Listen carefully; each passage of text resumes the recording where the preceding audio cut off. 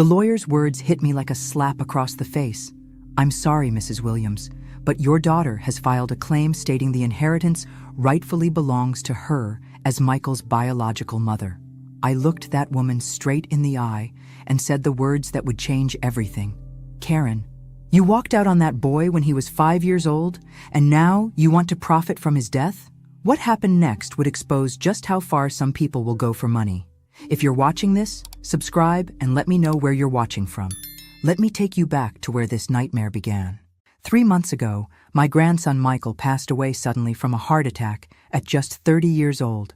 The boy I'd raised as my own son for 25 years, the child who called me Mama Dot and never missed our Sunday dinners, was gone. While I was drowning in grief, planning his funeral, and trying to figure out how to live in a world without his laugh echoing through my house, I had no idea that the worst was yet to come. Michael had been successful. He'd built a thriving tech consulting business, owned 2 properties, and had saved diligently since his early 20s. I knew he was doing well, but I had no idea just how well until his lawyer, Mr. Patterson, called me a week after the funeral. "Mrs. Williams, I need to schedule a meeting regarding Michael's will," he'd said, his voice gentle but formal. "There are some significant assets to discuss. I'd assumed there might be enough to cover his funeral expenses, and maybe a small memorial fund." Michael had always been thoughtful that way. So when I walked into Patterson's office last Tuesday morning, wearing my best black dress and carrying the leather handbag Michael had given me for my 67th birthday, I was expecting a brief, somber meeting about settling his affairs. What I wasn't expecting was to learn that my grandson had left me $2.8 million. "I'm sorry, could you repeat that?" I'd asked, certain I'd misheard. Mr. Patterson smiled kindly. $2.8 million, Mrs. Williams. The house in Riverside, the investment accounts, the business assets, and a life insurance policy. Michael was very specific in his will that everything should go to you. I sat there in stunned silence, thinking about all the times Michael had insisted on paying for dinner when we went out, how he'd quietly taken care of my car repairs and never let me reimburse him. Even in death, that sweet boy was still taking care of his Mama Dot. "He left a letter for you as well," Patterson added, sliding an envelope across his mahogany desk. Michael's handwriting was familiar, the same careful script he'd used for thank-you notes as a child. "Dear Mama Dot," it began, "if you're reading this, I'm gone, and I need you to know that every good thing in my life started with you. You saved me when I was 5 years old, and you never let me forget that I was loved and wanted. This money is my way of making sure you're taken care of the way you took care of me. Do something amazing with it." I was still wiping away tears when my phone rang. Karen's name flashed on the screen. I hadn't heard from my 44-year-old daughter in over 2 years, not since she'd sent a generic Christmas card with no personal message. "Hello, Karen," I answered, wondering if she was finally calling to offer condolences. "Mom, we need to talk about Michael's will." No, hello. No, how are you holding up? No acknowledgement of the child she'd abandoned, just straight to business. That's when I knew this conversation was going to be ugly. And I was right. "I know about the money, Mom," Karen continued, her voice sharp with accusation. "Don't try to hide it from me. I have rights here." I almost laughed at the audacity. Rights? The woman who dumped her 5-year-old son on my doorstep 25 years ago and disappeared into her new life was talking about rights? "What rights would those be, Karen?" I asked, genuinely curious to hear her logic. "I'm his mother, biological mother. That has to count for something legally." The silence stretched between us as I processed this.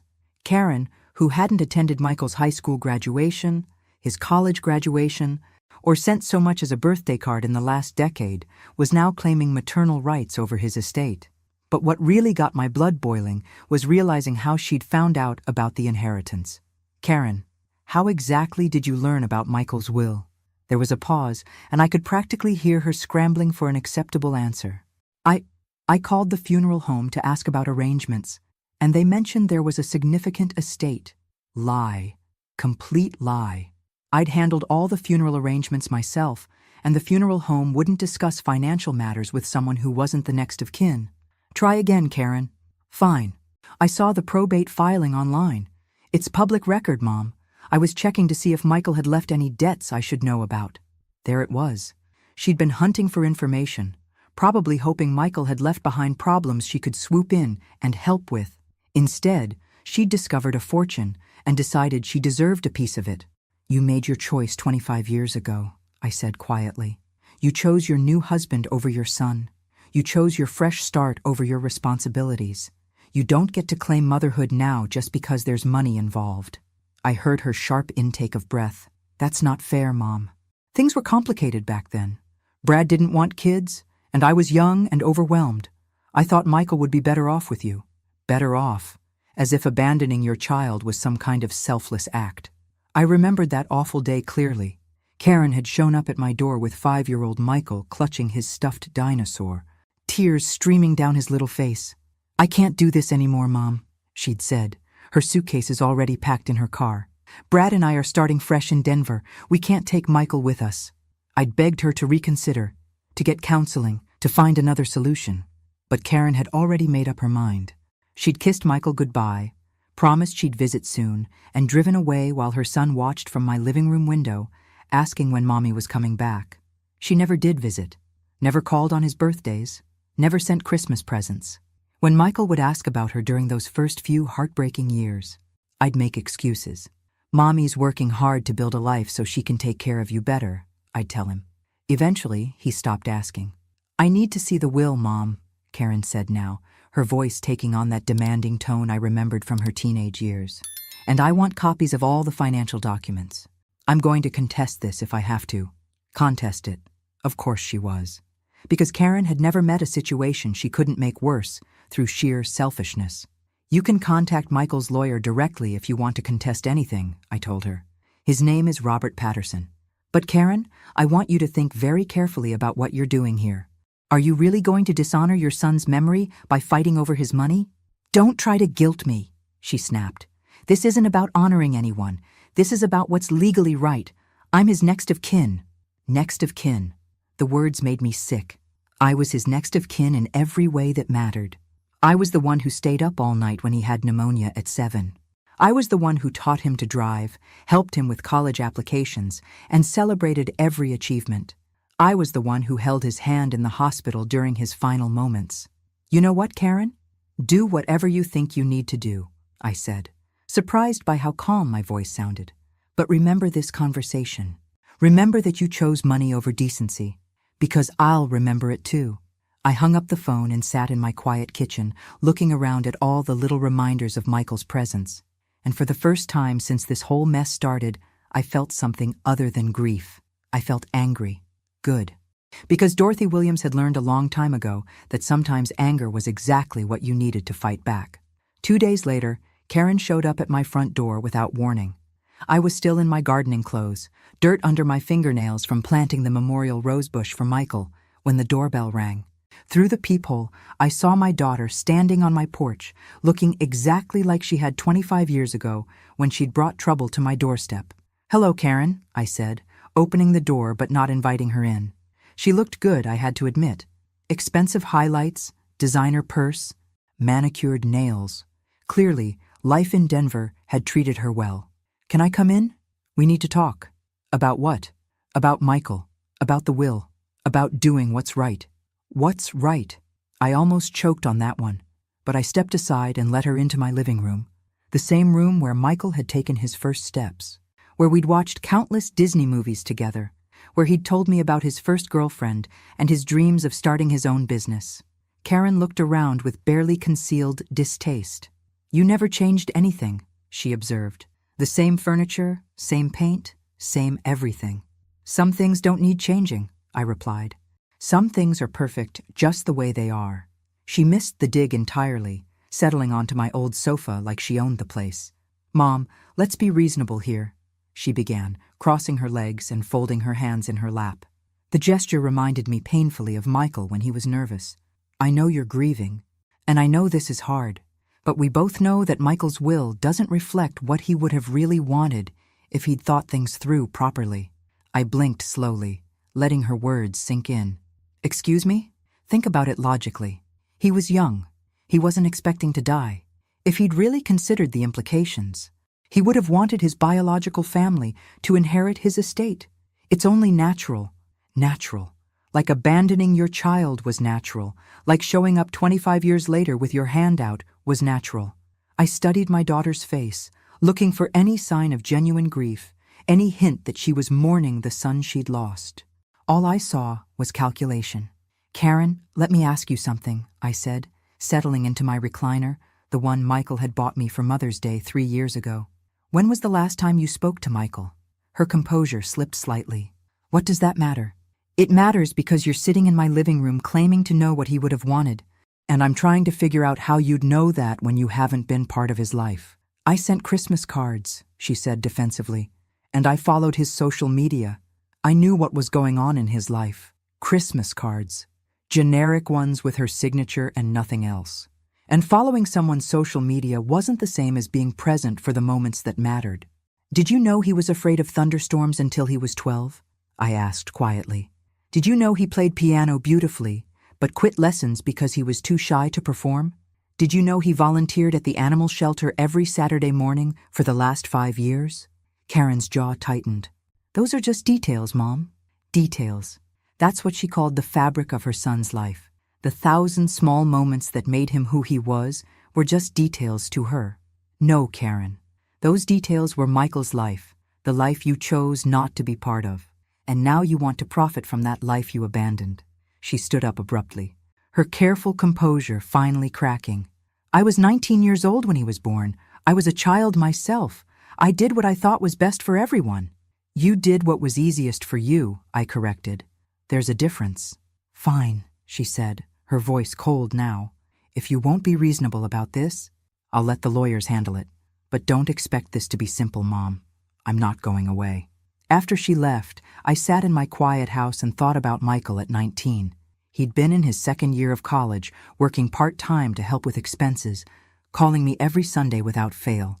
Even as a teenager, he'd understood responsibility in a way his biological mother never had. And now she wanted to claim his legacy over my dead body. The legal papers arrived by certified mail 3 days later. Karen was officially contesting Michael's will on the grounds of inadequate consideration of biological family relationships and undue influence by a non-parental guardian. I read those words sitting at my kitchen table with my morning coffee, and I, honest to God, laughed out loud. Undue influence, as if loving a child unconditionally and being there for every scraped knee, every broken heart, and every triumph was somehow manipulative. As if 25 years of showing up was a con game designed to steal an inheritance. I called Mr. Patterson immediately. "Mrs. Williams," he said, his voice warm with recognition. "I've been expecting your call." "Yes, we received Ms. Bennett's filing. I have to ask, are you surprised by this development?" "Surprised? No. Disappointed in humanity? Absolutely." Patterson chuckled softly. "I've been practicing family law for 30 years. Mrs. Williams, unfortunately, money has a way of bringing out the worst in people. But I want to assure you, Michael's will is ironclad. His wishes were very clear, and he was of sound mind when he made these decisions." "What exactly is Karen claiming?" I asked, though I dreaded the answer. "She's arguing that Michael's estrangement from his biological mother was the result of your interference, and that his decision to leave his estate to you was made under emotional duress caused by your prolonged manipulation of his relationship with her." I set my coffee cup down carefully, afraid I might throw it. Manipulation. Right. Because raising a child and loving them is manipulation. "Mrs. Williams, I need you to understand something. These are serious allegations, even though they're completely baseless. We'll need to gather documentation to support our defense." Documentation. Evidence that I'd been a good grandmother. Proof that Karen had abandoned her son. It felt surreal, having to justify 25 years of love and sacrifice to strangers in suits. "What kind of documentation?" "School records showing you as his primary guardian. Medical records with your name as emergency contact. Financial records showing your support of his education and activities. Any communication from Karen during his childhood that demonstrates her absence from his life. Communication from Karen." That would be a short file. A handful of Christmas cards with no personal messages, 2 birthday cards in 25 years. One awkward phone call when Michael was 16 that lasted less than 5 minutes because she didn't know what to say to him. "Mr. Patterson, I need to ask you something, and I want you to be completely honest with me. What are our chances here?" There was a pause. "Mrs. Williams, in cases like this, biological parents do have certain legal advantages, even when they've been absent. However, Michael was an adult when he made his will. He was 30 years old, financially independent, and completely capable of making his own decisions about his estate. But Karen's lawyers will argue that the parental relationship was damaged by your interference, and that Michael's decision was based on incomplete information about his mother's circumstances. They'll try to paint a picture of a young mother who made a difficult sacrifice for her child's benefit, only to be systematically excluded from his life. A difficult sacrifice. I wanted to scream. Karen's sacrifice had been choosing her new husband over her existing child. Her sacrifice had been walking away from responsibility so she could start fresh without the inconvenience of motherhood. "What do we do?" I asked. "We fight," Patterson said simply. "We document the truth. We show the court exactly who raised Michael Williams and who abandoned him. And we trust that justice will prevail. Justice. In my experience, justice was a luxury that most people couldn't afford. But I had Michael's inheritance now, which meant I could afford the best lawyers money could buy. And if Karen wanted a fight, I was going to give her one she'd never forget. Because she'd made one crucial mistake in all of this. She'd underestimated Dorothy Williams. Again. The first blow came when Karen's lawyer requested access to my financial records going back 25 years. Not just recent records, but every bank statement, every tax return, every financial transaction I'd made since becoming Michael's guardian. "They're fishing," Patterson explained during our meeting in his office. "Looking for any evidence that you benefited financially from raising Michael." Benefited financially. I nearly laughed. I'd worked double shifts at the hospital for years to afford Michael's baseball equipment, his school supplies, his college fund. I'd driven the same beat-up Honda for 15 years because every spare penny went toward his needs. If they wanted to see where my money went, they were welcome to look.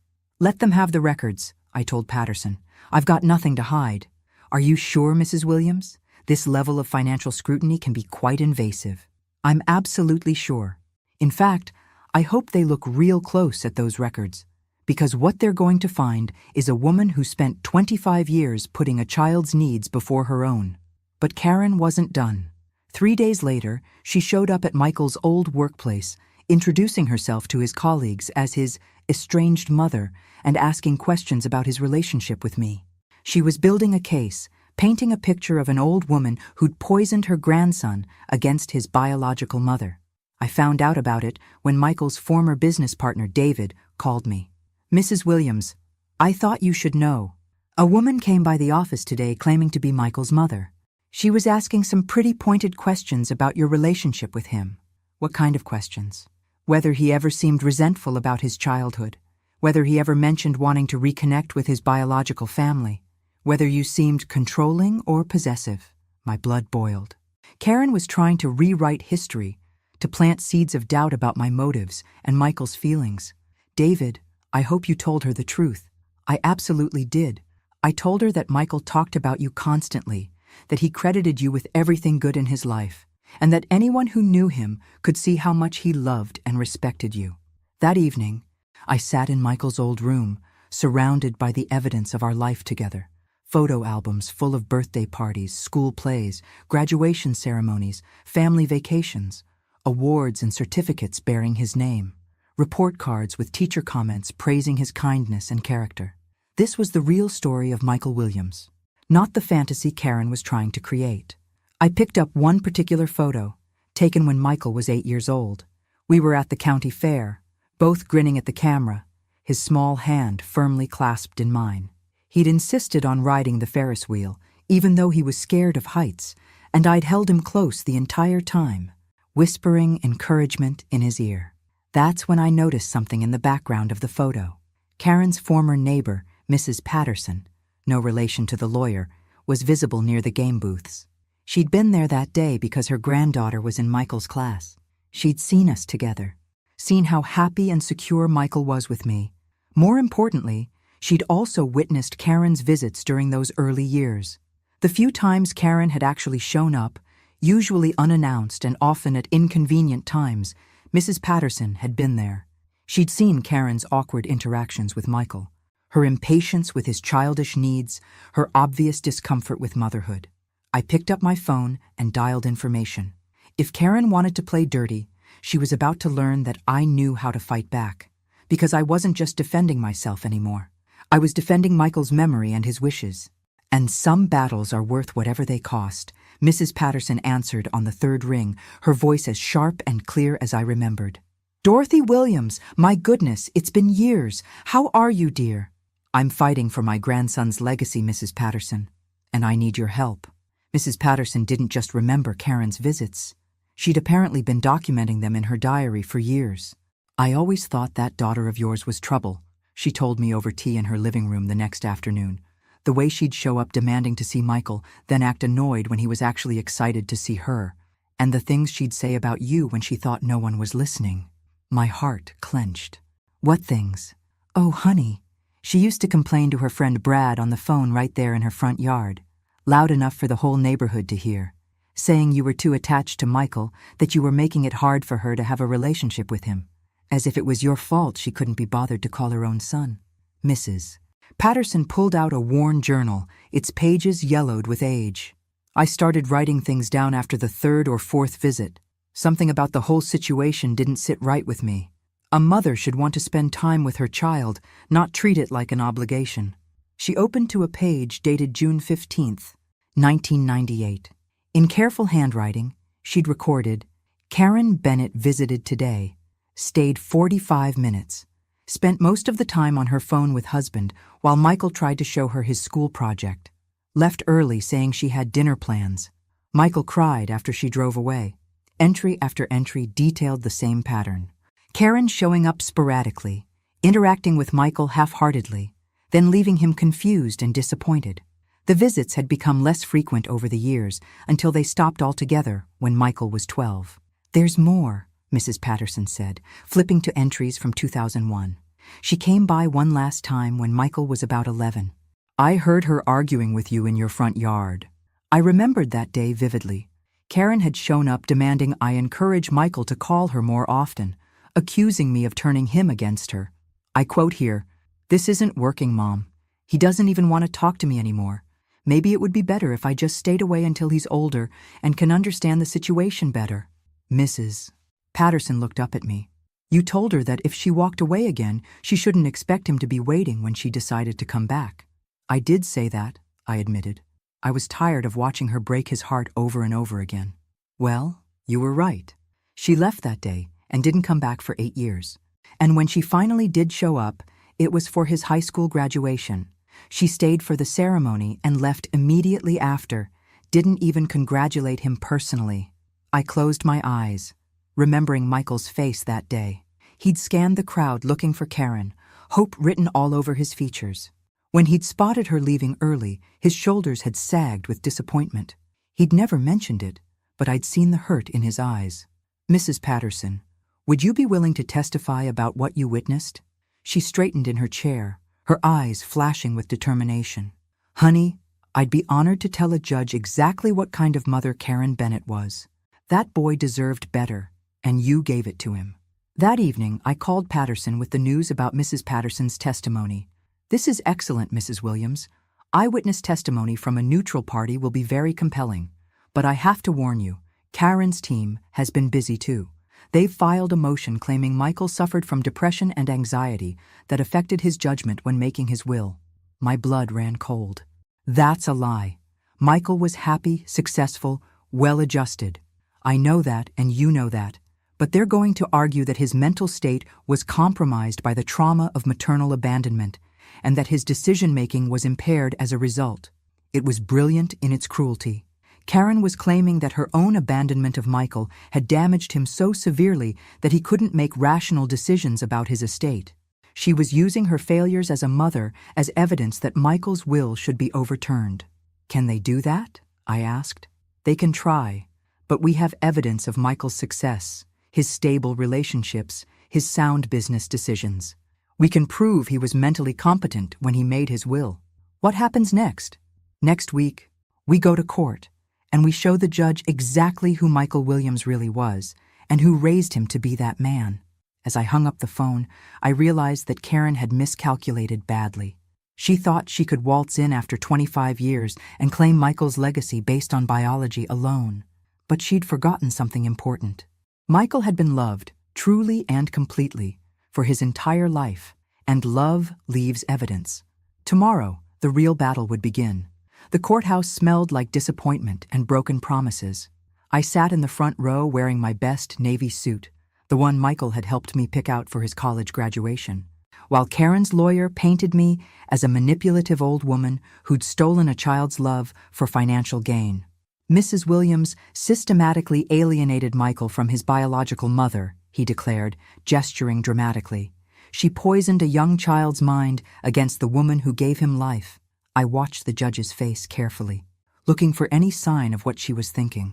Judge Morrison was about my age, with sharp eyes and graying hair pulled back in a neat bun.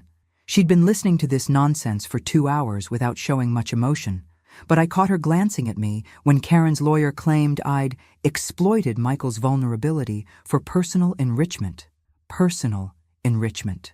Right, because working double shifts to afford his piano lessons was exploitation, because saving every penny for his college fund was manipulation, because loving a scared little boy unconditionally was somehow a long-term con game. The audacity of these people never ceased to amaze me. When it was our turn, Patterson stood up with quiet confidence. Your Honor, we're going to show you exactly what kind of relationship Michael Williams had with both women in his life, not through speculation or creative storytelling, but through documented evidence spanning 25 years. He started with Michael's school records. Every emergency contact form listed me. Every parent-teacher conference was attended by me. Every school play, every science fair, every graduation ceremony. I was there, and Karen wasn't. Mrs. Williams didn't just raise Michael, Patterson explained. She was his constant, his champion, his safe harbor in every storm. Then came the financial records. Karen's lawyer had wanted to see where my money went. Well, now everyone could see. 25 years of receipts, bank statements, and canceled checks that told the real story. Music lessons, sports equipment, summer camps, tutoring, medical bills, college tuition. Every penny accounted for, every dollar spent on making Michael's life better. But the real bombshell came when Patterson called Mrs. Patterson to the stand. At 81, she walked to the witness box with the dignity of someone who'd seen enough nonsense to last 3 lifetimes. Her testimony was devastating in its simplicity. She described Karen's sporadic visits, her obvious discomfort with motherhood, her complaints about being expected to act like a parent. The child would be so excited when she came, Mrs. Patterson said, her voice clear and strong. He'd wait by the window for hours before she arrived, and then she'd spend the whole visit checking her watch, taking phone calls, making excuses to leave early. That poor boy learned to stop expecting much from her. I saw Karen flinch when Mrs. Patterson described the last visit, when Michael was 11. I heard Karen tell Dorothy that maybe it would be better if she just stayed away until Michael was older. She was tired of pretending to be interested in his life. The courtroom was dead silent. Karen's face had gone pale, her lawyer frantically scribbling notes. But then Judge Morrison asked the question I'd been dreading. Mrs. Patterson, in your opinion, did Mrs. Williams ever discourage Michael from having a relationship with his mother? Mrs. Patterson looked directly at me, then at Karen, then back at the judge. Your Honor, Dorothy Williams bent over backwards to help that child maintain hope for his mother's love. She made excuses for Karen's behavior, helped Michael write letters that went unanswered, and encouraged him to call on birthdays and holidays.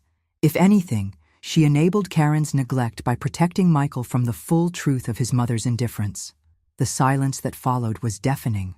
And for the first time since this whole nightmare began, I allowed myself to hope that maybe, just maybe, justice might actually prevail.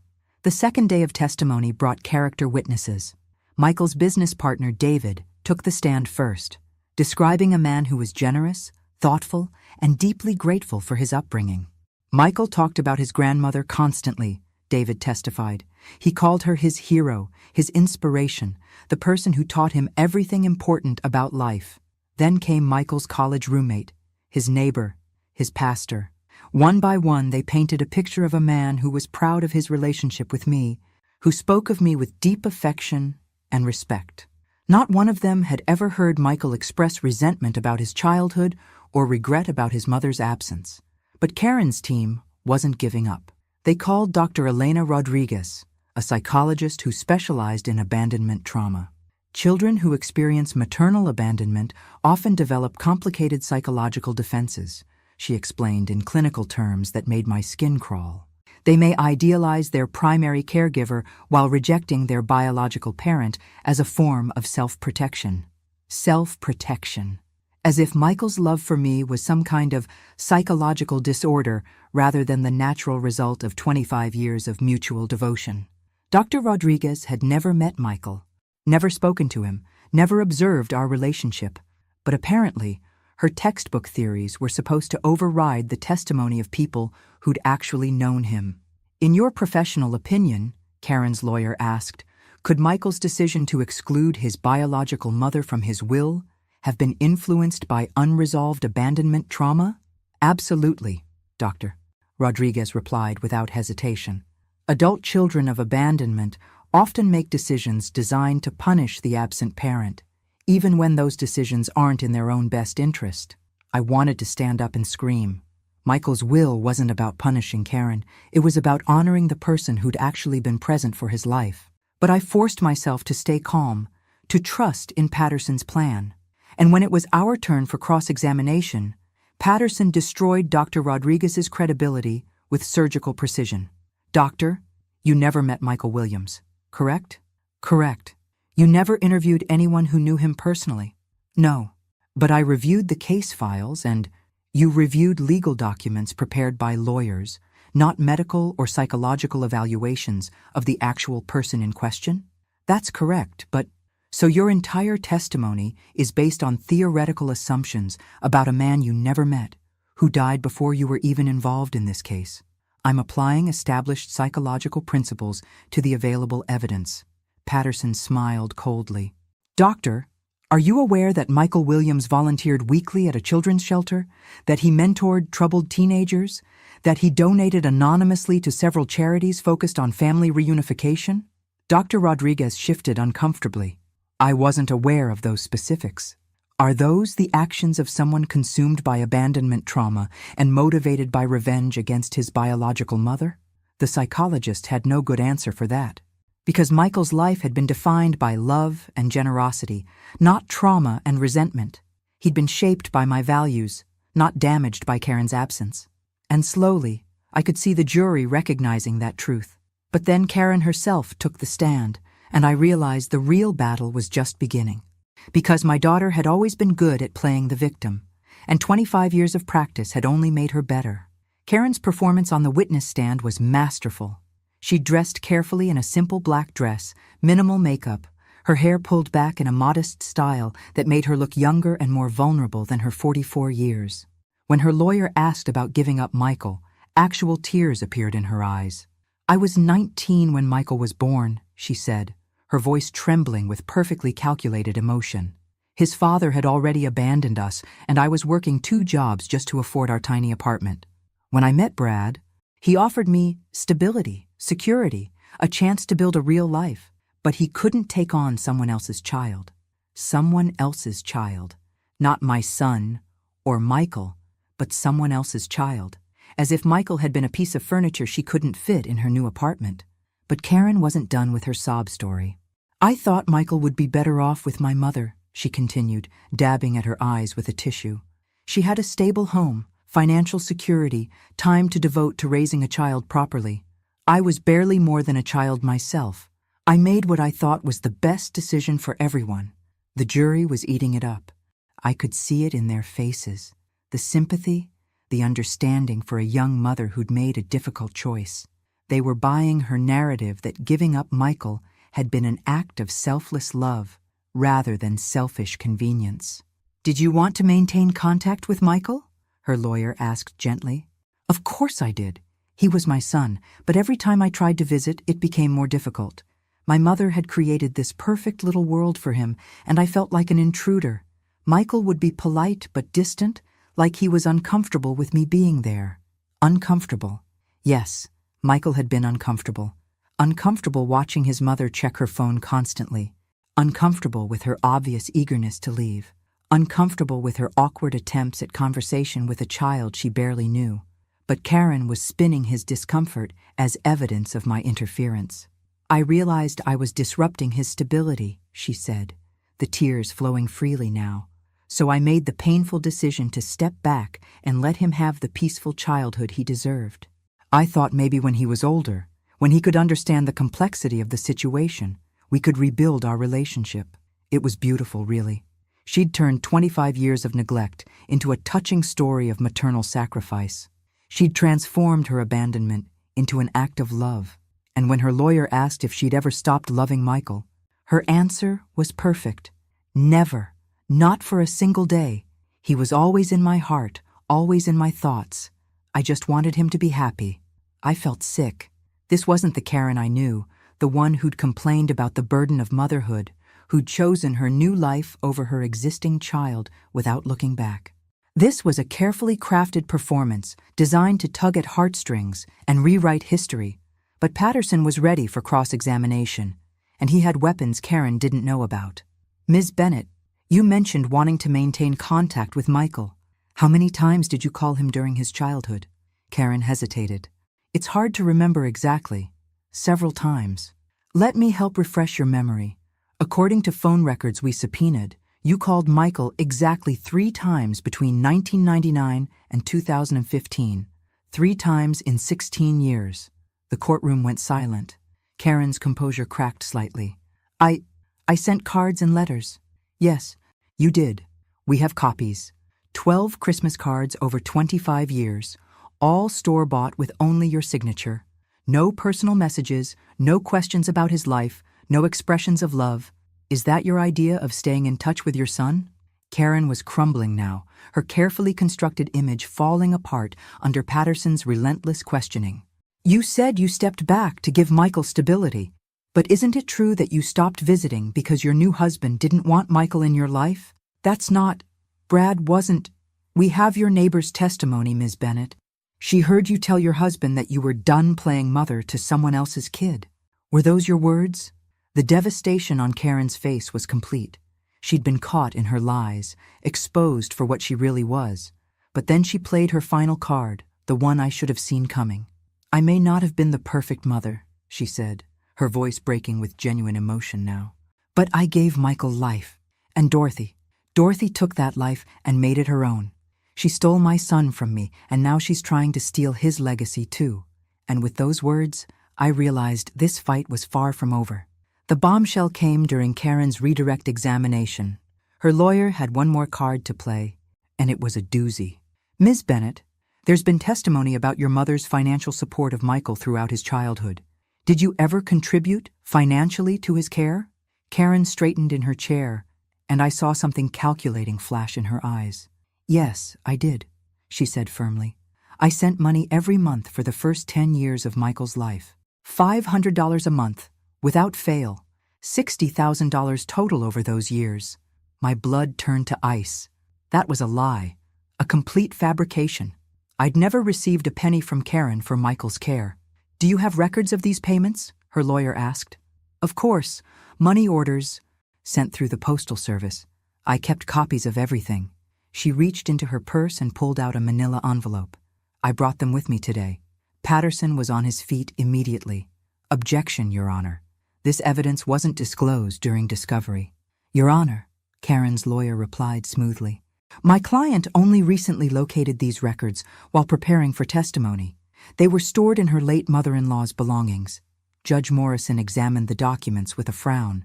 I'll allow them into evidence, but I want both parties to have time to examine them thoroughly. We'll recess for 1 hour. In the hallway outside the courtroom, Patterson spread the money order copies across a table. At first glance, they looked legitimate. Each one made out to Dorothy Williams for $500, each one bearing what appeared to be Karen's signature. The dates spanned from 1999 to 2009, just as she'd claimed. "These are fake," I told Patterson firmly. "I never received any of this money.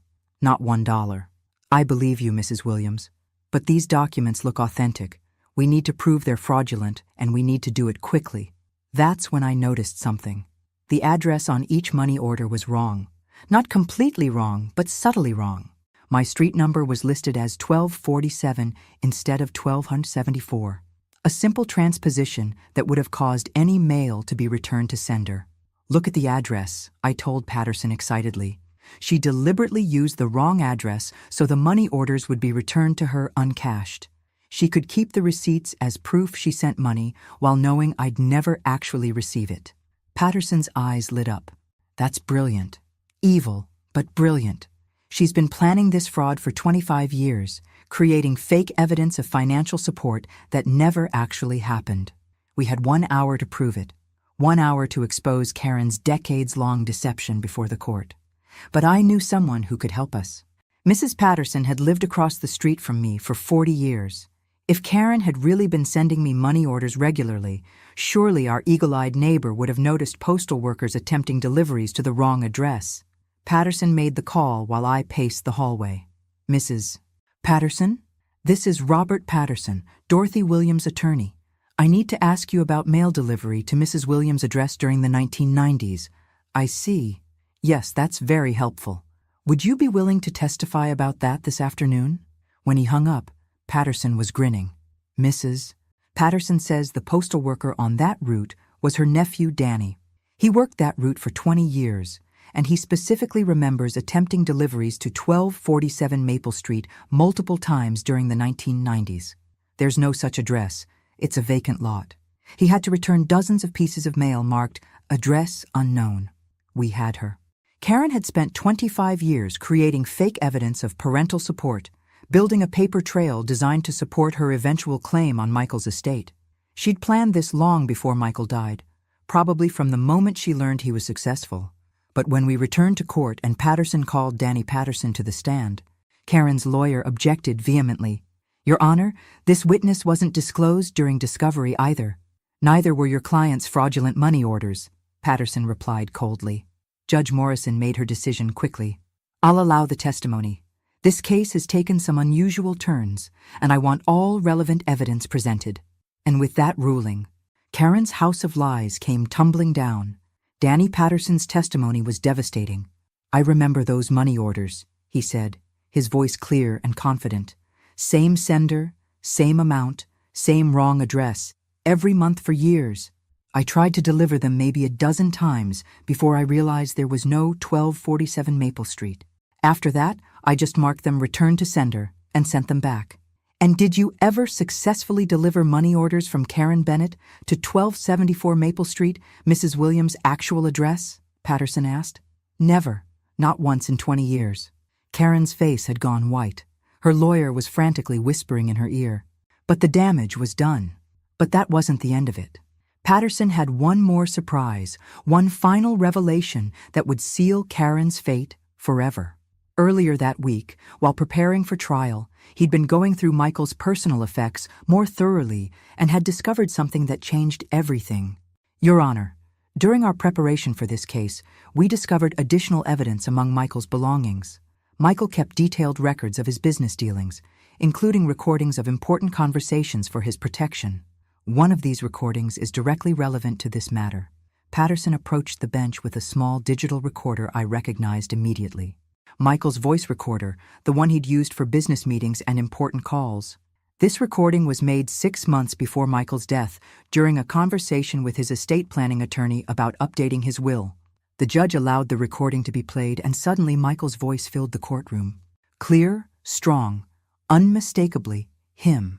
"I want to make sure everything goes to Mama Dot if something happens to me. She's the only real parent I've ever had. My biological mother, Karen Bennett.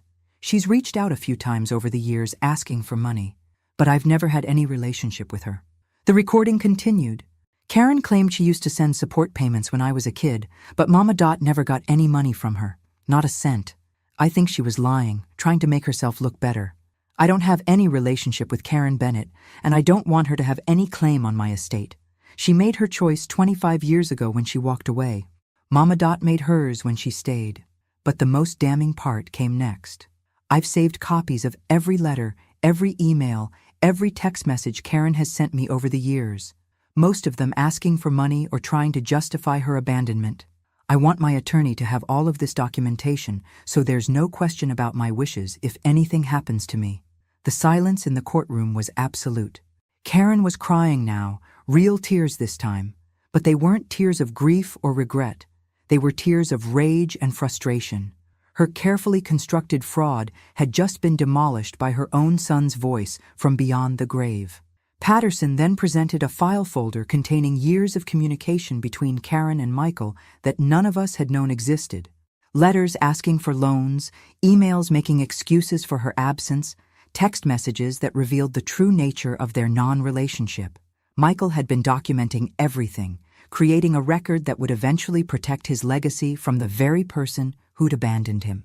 Judge Morrison didn't need to deliberate long. Based on the evidence presented, including clear documentation of fraud in the matter of alleged support payments, I find that Michael Williams will accurately reflects his wishes and was made with full mental capacity. Furthermore, I'm referring this matter to the district attorney for investigation of potential perjury charges. The estate will be distributed according to Michael's explicit instructions, with all assets going to Mrs. Dorothy Williams. As the gavel fell, I felt something I hadn't experienced since Michael's death. Peace. Not just victory, but genuine peace.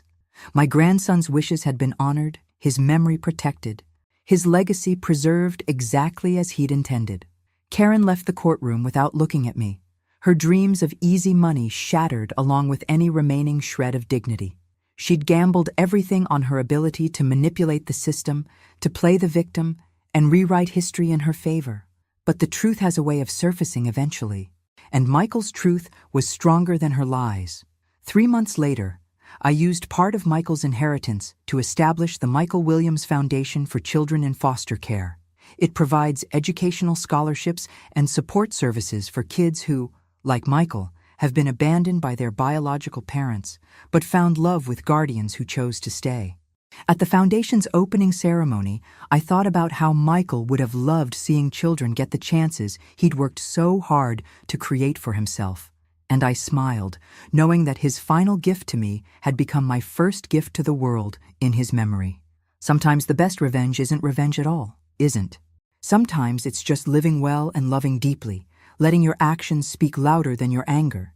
And sometimes, if you're very lucky, justice actually does prevail. Thanks for listening. Don't forget to subscribe and feel free to share your story in the comments. Your voice matters.